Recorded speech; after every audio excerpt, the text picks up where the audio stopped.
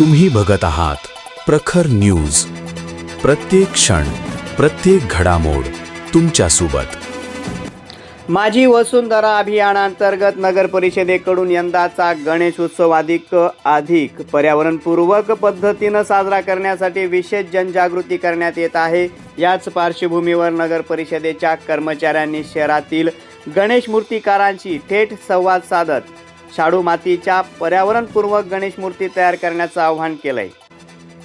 गणेश उत्सव हा श्रद्धेचा आणि उत्साहाचा सण असला तरी पर्यावरणाचंही भान राखणं गरजेचं आहे. त्यामुळे मूर्तिकारांनी पर्यावरणपूर्वक साहित्याचा वापर करावा. तसेच गणेश उत्सव अधिक स्वच्छ, शाश्वत आणि पर्यावरण स्नेही पद्धतीनं साजरा करण्यासाठी आवश्यक सूचना यावेळी देण्यात आल्या आहेत.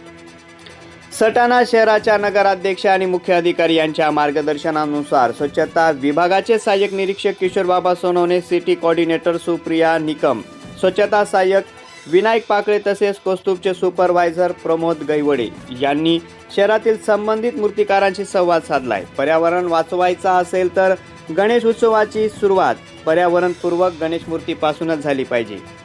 यंदा सटाणा शहरात बाप्पा पर्यावरणपूर्वक, उत्सवही पर्यावरणपूर्वक असा संदेश देत गणेश उत्सव साजरा करण्याचं आवाहन सटाणा नगर परिषदेकडून करण्यात आलंय. प्रखर न्यूजसाठी सटाण्याहून भैयासाहेब माळी.